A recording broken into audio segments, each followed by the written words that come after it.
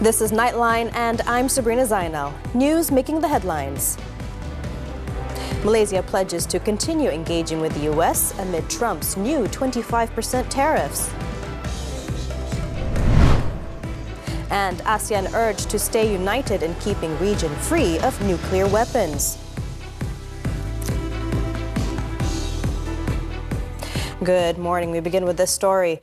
The government on Tuesday stressed that negotiations with the U.S. on the 25% import tariff will continue up to August 1st in an effort to reach a mutually beneficial resolution. It is also seeking further clarification on the scope and impact of the tariffs through ongoing discussions with the U.S. officials.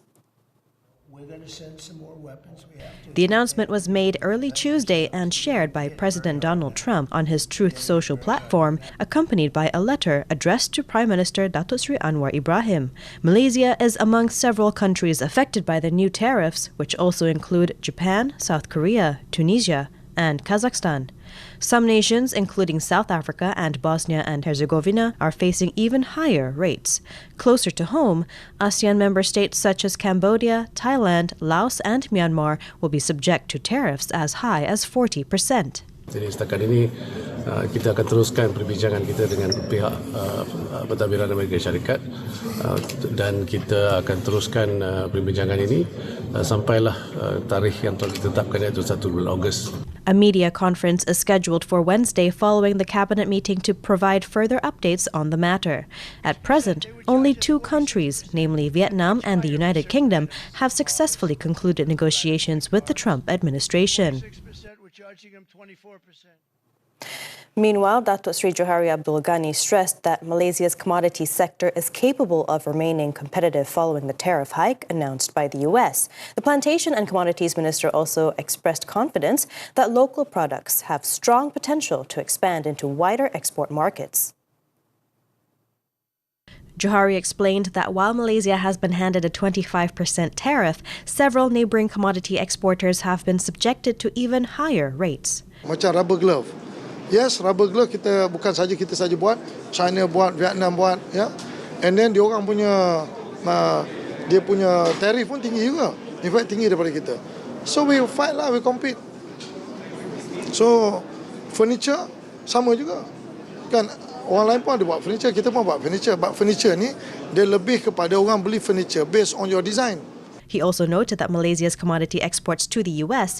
are estimated at around 20 billion ringgit, a small fraction compared to the total export value of 186 billion ringgit. Dalam dunia ni, kita ada lebih kurang ada 150 country. Takkan satu country macam US ni, kita semua dah tak boleh berniaga. Dah tak boleh buat menjalankan ekonomi. No, we have to adjust, we have to be agile on this. Johari was also confident that the country's palm oil exports can continue to grow despite the tariff challenges, backed by its strong quality and a solid foundation in sustainability. He said this after attending a palm oil briefing and industry dialogue session in Kuala Lumpur on Tuesday. For analysts, a cut in the overnight policy rate, OPR, would be the most effective short-term measure to cushion the impact of the new U.S. tariff rates. Economist Muhammad Afzanizab Abdul Rashid noted that while Malaysia's exports to the U.S. grew by 33.6% in the first 5 months of the year, the downside risks to growth are expected to escalate, especially beyond August 1st. In the context of the upcoming Monetary Policy Committee meeting on the 9th of July, there are a number of economists, including ours, projecting that there would be a cut in the overnight policy rate by 25 basis points. So this would actually reduce the cost of borrowings and could actually help to stimulate the consumption and investment activities in Malaysia. He added that it would be strategic for Malaysia to expand its horizons and establish international trade relations with other nations, especially those in the BRICS community, as a means to mitigate the impact from the tariff shocks. The voice, those who believe in unilateral actions. Meanwhile, Federation of Malaysian Manufacturers President Tan Sri So Tian Lai said the 25% blanket tariff is a major blow to Malaysian manufacturers already facing rising domestic costs. When contacted by Nightline, he said it would significantly weaken export competitiveness, particularly for sectors like rubber, furniture, industrial components, and parts supporting the semiconductor supply chain, while also risking a shift in U.S. sourcing to regional peers with lower tariffs. Now, on strategies to address the challenge, So stressed the need for urgent government action to renegotiate with the U.S. to defer and eventually roll back the tariffs. He also called for targeted domestic relief, including tax reforms, stronger export incentives, and automation grants to reduce cost pressures and restore competitiveness.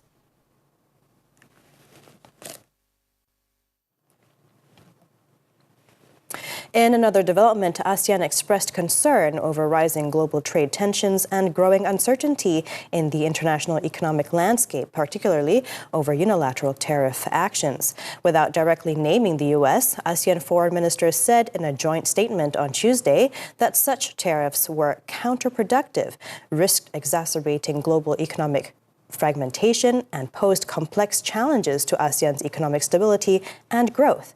Trump's trade war is expected to be high on the agenda as ASEAN foreign ministers gather in Kuala Lumpur for talks this week. Earlier, Trump, who reignited his trade war by threatening at least 14 countries with higher tariffs, said he may be flexible on his new August deadline to reach deals. I mean, is the August 1 deadline firm now? Is that it? I would say firm. No, I would say firm, but not 100% firm. If they call up and they say, would like to do something a different way, we're going to be open to that. But essentially, that's the way it is right now, yeah. The U.S. president sent letters to trading partners, including key U.S. allies, Japan and South Korea, announcing that duties he had suspended in April would snap back even more steeply in 3 weeks. Trump said Tokyo and Seoul would be hit with 25% tariffs on their goods, while countries including Indonesia, Bangladesh, Thailand, South Africa and Malaysia were slapped with duties ranging from 25% to 40%. Prime Minister Datos Ibrahim's recent official visit to Italy, France and Brazil have yielded substantial achievements for Malaysia. The benefits spanned beyond investment and trade promotion, focusing also on strengthening government-to-government ties, reflecting Malaysia's growing prominence and credibility on the global stage. Speaking at a media conference at the conclusion of the three-nation visit, which began in Italy on July 1st, Anwar said the trips also raised Malaysia's visibility in its capacity as ASEAN chair for 2025. Anwar added that his meetings with President Emmanuel Macron in Paris, Prime Minister Giorgia Meloni in Rome, and President Luiz Inácio Lula da Silva in Rio de Janeiro were instrumental in articulating Malaysia's stance on the war in West Asia and Israel's atrocities in Gaza. Macron memang dah keluar kenyataan dia, tapi kalau Meloni dia setuju tentang satu menghentikan serangan, dia sebut serangan Israel, dia sokong usaha perdamaian. Dia sokong prinsip dua negara, maknanya mengiktiraf negara Palestin yang bebas dan merdeka dan berdaulat. At the 17th BRICS summit in Rio, Anwar said many leaders supported Malaysia's call for strengthened multilateralism. Semua menyatakan tidak setuju dengan langkah unilateral sekatan termasuk tarif yang menekan sesiapa. Itu semua. Ya. China, India, Brazil, Selatan Afrika, semua menyebut hal itu. Walaupun tidak ada disebut Trump, tarif Trump. Ya. Following the success of the Prime Minister's recent overseas visits, Malaysia is set to host what may be the most impactful ASEAN summit in its history this October. The 47th ASEAN summit, to be held in Kuala Lumpur, is expected to see an unprecedented lineup of global leaders, including those from Brazil, South Africa, Italy and Canada, who have all confirmed their attendance. Sidang ASEAN kita bulan Oktober ini lebih meriah daripada yang pernah diadakan dalam sejarah ASEAN. Ya.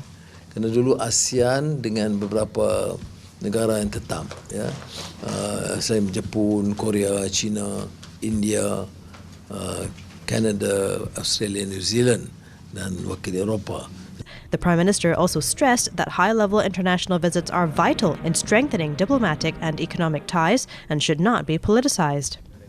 Ada orang kata, oh bukan kata kita nak minta ada labo, kita beli. Tapi nak beli, kalau nak beli kapal terbang, nak beli pesawat, ya, takkan nak beli hanya Airbus dengan, kita kena beli juga. Jadi kalau kita runding beli itu, dia faedah pada negara itu lebih, kerana kita letakkan syarat. Syarikat hanya boleh beli, tapi kita letak syarat. Mesti buat sebahagiannya di Malaysia, mesti ada pengkalan di Malaysia, mesti boleh jual beberapa daripada negara. Itu keperluan campur tangan pimpinan negara. ASEAN have urged the world's 5 nuclear weapon states to sign and ratify the protocol to the Treaty on the Southeast Asia Nuclear Weapon Free Zone, or SEANFEZ. Foreign Minister Datuk Seri Muhammad Hassan said that only China has agreed to sign the agreement so far. According to Muhammad, the call is aligned with the focus of the SEANFEZ meeting, which aims to strengthen ASEAN's commitment to a nuclear weapon-free zone. Supaya mereka dapat bersama-sama menandatangani perjanjian SEANFEZ ini. Dan negara China telah pun menyatakan kemahuannya untuk menandatangani without reservation. Dan ada 2-3 buah negara yang telah pun menghubungi Malaysia selaku chairman ASEAN tahun ini. In his opening remarks at the SEANFEZ Commission meeting in Kuala Lumpur on Tuesday, Muhammad said that the recognition is crucial to strengthen the treaty and support global nuclear disarmament efforts. He also highlighted ASEAN's progress in utilizing nuclear technology for civilian purposes in line with the Nuclear Non-Proliferation Treaty. In other news, the Attorney General's Chambers, AGC, has rejected calls for a Royal Commission of Inquiry, RCI, and a Special Parliamentary Select Committee to investigate claims surrounding recent judicial appointments. In a statement, the AGC maintained that the appointments were carried out in accordance with the federal constitution and described allegations of a crisis as baseless. The call was made on Monday by 9 PKR members of parliament led by Datuk Sri Rafizi Ramli, who issued several allegations over the process of filling vacancies in the higher courts. Citing Article 122B of the Federal Constitution, the AGC reiterated that judges of the superior courts are appointed by the Yang di-Pertuan Agong acting on the advice of the Prime Minister after consultation with the Conference of Rulers, while the Judicial Appointments Commission Act 2009 or Act 695 outlines the selection process. The AGC emphasized that the constitutional authority to advise the King rests exclusively with the Prime Minister. As such, the AGC stressed that the Prime Minister cannot be viewed merely as a conduit for recommendations from any other party, but instead holds the responsibility of advising His Majesty in a manner that safeguards the independence, credibility, and integrity of the judiciary. The finalization of such appointments, the statement added, must account for constitutional consultation requirements and the exercise of discretionary powers. The AGC further warned that matters concerning appointments under the Constitution must be handled with care and should not be politicized in a way that undermines the authority of the King or the Prime Minister. Current allegations regarding the appointment of Superior Court judges, it said, are based on procedural disagreements and assumptions that are not supported by substantial evidence. The full statement by the AGC is available on the Buletin TV3 website. Now, restoration and reconstruction of homes damaged or destroyed in the Putra Heights gas pipeline explosion last April have reached 24% completion. The incident affected a total of 219 homes, with 81 destroyed, while 138 homes sustained varying degrees of damage. The current status of the recovery efforts was disclosed by Selangor Menteri Besar Datuk Seri Amiruddin Syari during the Selangor State Assembly session on Tuesday. Reconstruction of homes in Kampung Kuala Sungai Baru is expected to be completed by October, while homes in Taman Putra Harmony are slated for completion by June 2027. Kita dalam proses akhir untuk menetapkan penduduk-penduduk yang belum dapat menduduki rumah masing-masing supaya diberikan bantuan wang sewa tambahan, dan ini akan dimuktamadkan dalam masa terdekat.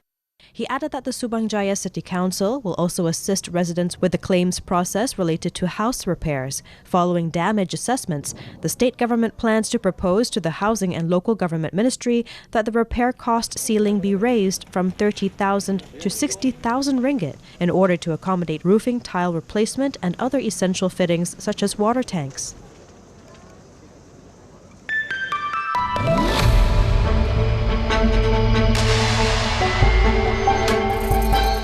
Following the U.S. increased import tariff announcement on Tuesday, oil prices weakened after previously rising almost 2% on Monday. The decrease is attributed to investors weighing the impact of the new tariff rates and a larger than expected increase in global oil output for August. Brent crude futures dipped by 22 cents or 0.3% at $69.36 a barrel. The tariffs have also prompted uncertainty across the market and concerns it could have a negative effect on the global economy and on oil demand. However, there are some signs current demand remains strong, particularly in the U.S., the world's biggest oil consumer, which has supported prices.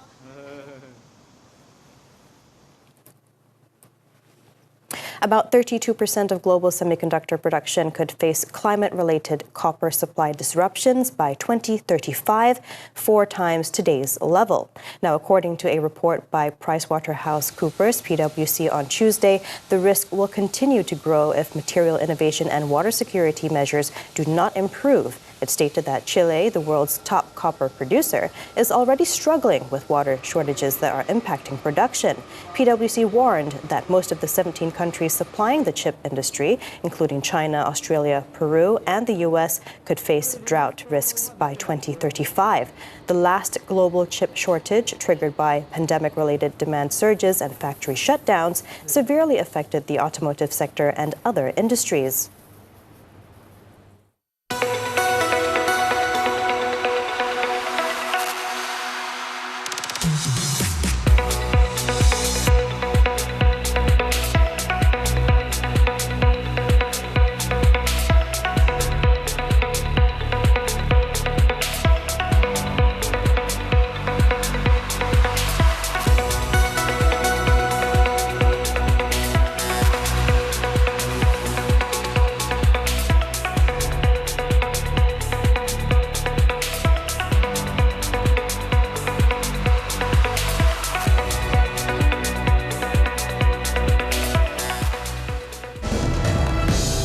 Teenager charged for dangerous driving. This and more after this short break. Stay with us.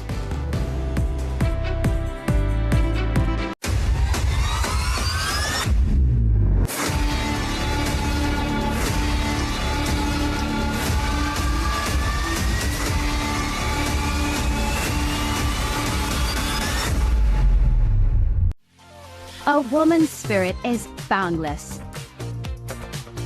So grab your coffee cups and wear your sassiest smile. Because this season, we're louder than ever. We talk career, health, finance, relationships, and everything in between. Women's Talk is here to empower and inspire you. Join us on Women's Talk every Saturday, 5 p.m. only on TV3 and stream now on Thursday.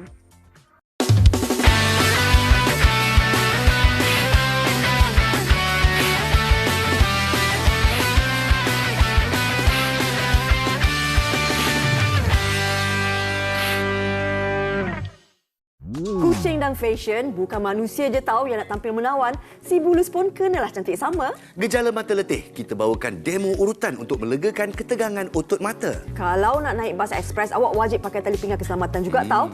Kalau tak, boleh kena kompaun RM300. Jenuh nak bayar, tambah-tambah kalau majikan pun lambat bayar gaji. Macam-macam produk dikenakan SST, kena dispen untuk atur kewangan peribadi. Isnin hingga Jumaat, 10 pagi. Eksklusif di TV3 dan stream ditonton. Dia kata dia mabuk, tapi macam mana dia bawa motor kat sana dan berhenti di situ? Yang anak sulung dia dengar bunyilah macam dia menjerit. Bila dia kena bakar, isteri dia teriak kuat, dia menangis dan teriak kuat.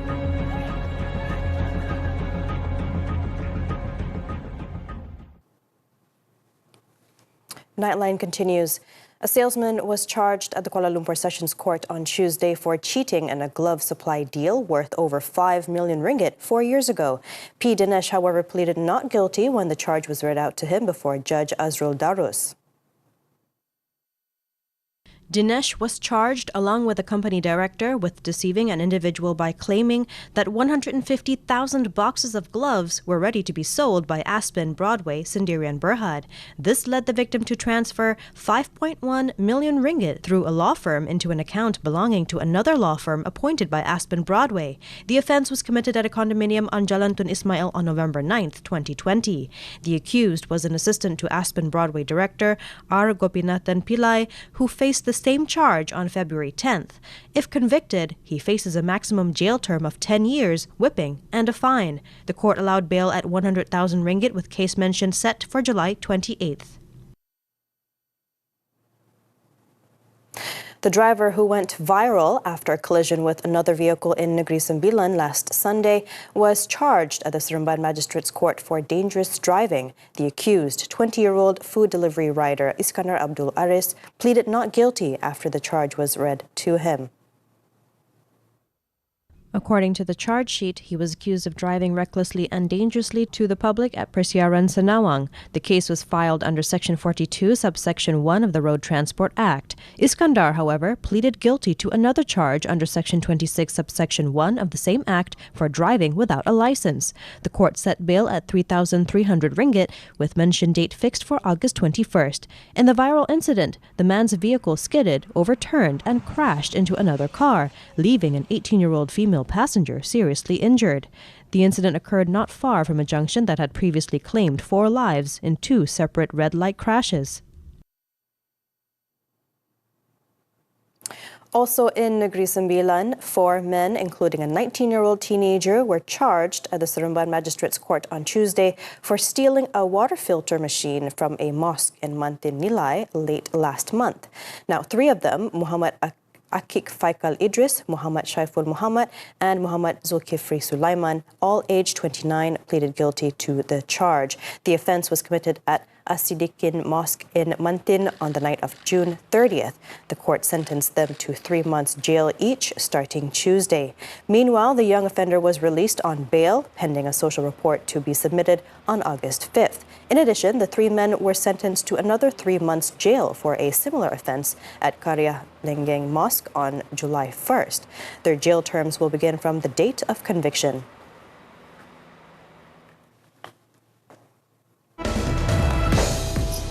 Manhunt underway after deadly Philadelphia shooting. The details when Nightline returns.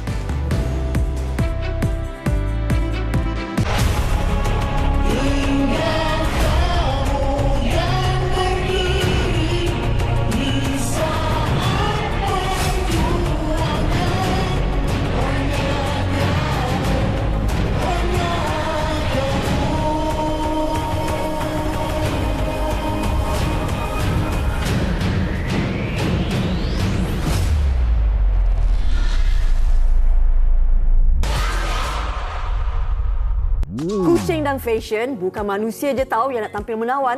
Si bulus pun kenalah cantik sama. Gejala mata letih, kita bawakan demo urutan untuk melegakan ketegangan otot mata. Kalau nak naik bas ekspres, awak wajib pakai tali pinggang keselamatan juga tahu.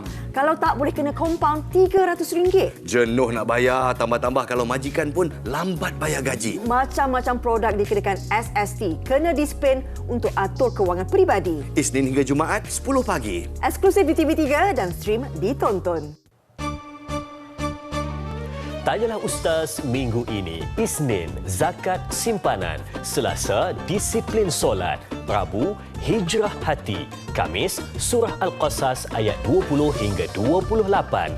Jumaat, sebelum akad dilafaz. Ahad, cinta sesama saudara. Tanyalah Ustaz biar tahu jangan keliru di TV3 dan TV9. Stream juga ditonton.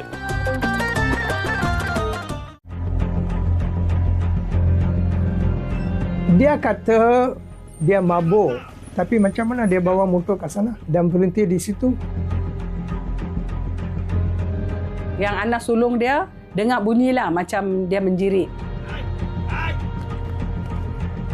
Bila dia kena bakar, isteri dia teriak kuat, dia menangis dan teriak kuat.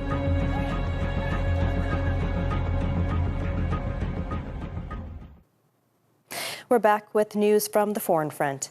In the U.S., police are searching for 3 suspects in connection with a mass shooting in a South Philadelphia neighborhood that left 3 people dead and 10 others injured early Monday morning.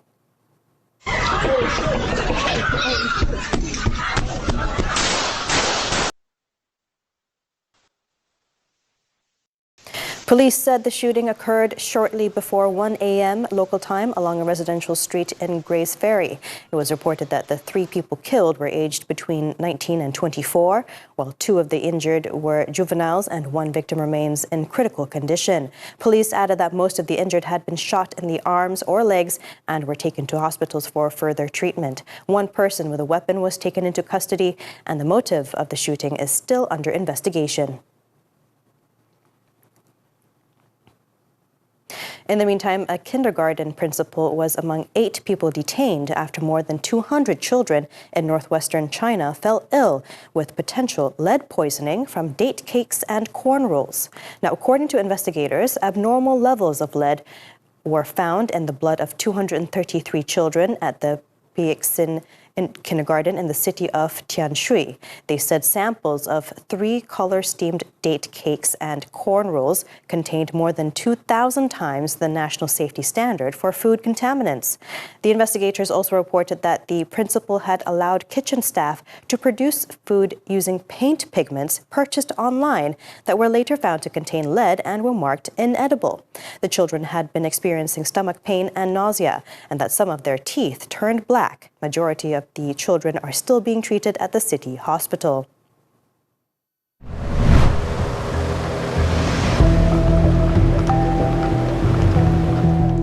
I'm plunging. We're not here.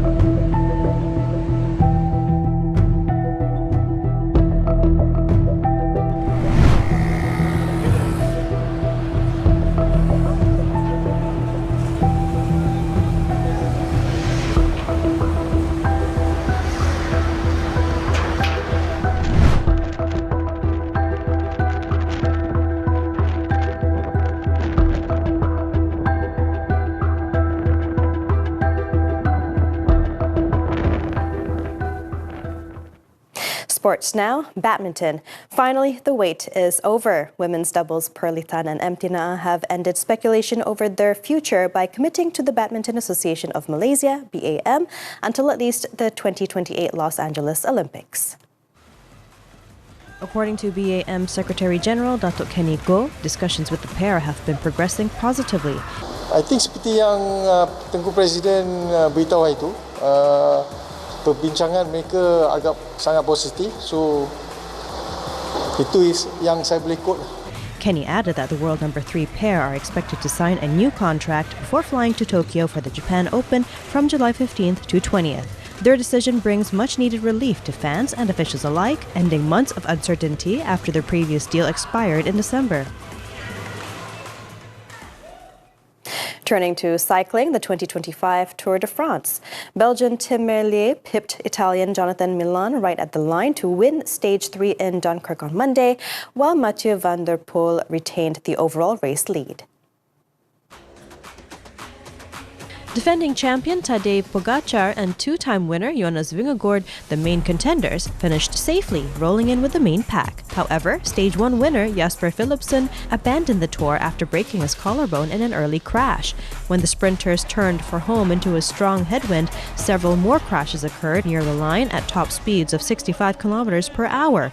Despite the chaos, Merlier crossed the finish line just ahead of Milan in a photo finish, while German rider Phil Bauhaus took third. It was his second career stage win on the tour, 4 years after his first, which also came on Stage 3.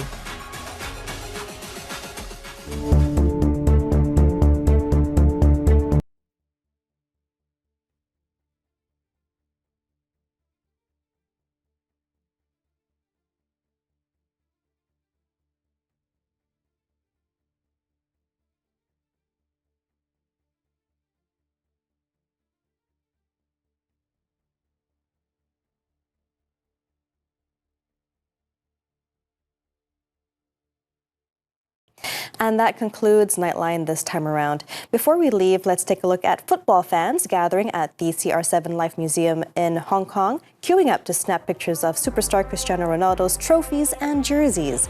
With that, I'm Sabrina Zainal. Thank you for tuning in and stay safe.